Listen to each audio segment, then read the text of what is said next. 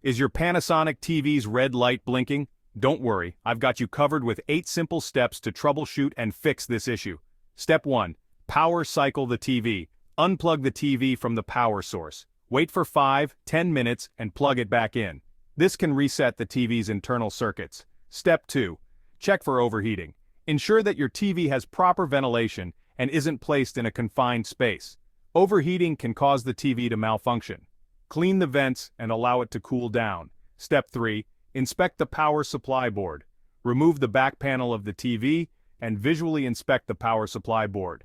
Look for any burnt components or swollen capacitors. Replacing damaged components can often resolve the issue. Step 4. Inspect the T-con board. The T-con board processes the video signal before it displays on the screen. A faulty T-con board can cause various issues, including a blinking red light.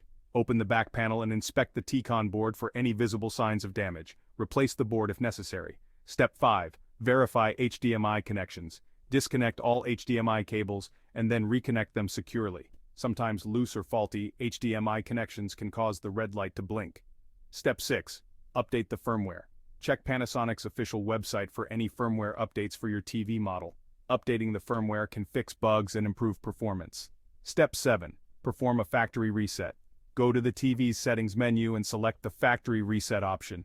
This will restore the TV to its original settings, potentially resolving any software glitches. Step 8.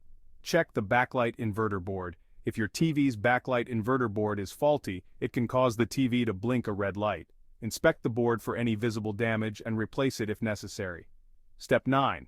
Consult the service manual. Refer to the service manual for your specific Panasonic TV model. It can provide detailed diagnostic steps and troubleshooting tips specific to your TV. Remember, always take safety precautions when handling electrical components. If you're not comfortable performing these steps, consider seeking professional help. Got more tech issues? Subscribe for more troubleshooting tips and tech insights. Thanks for watching.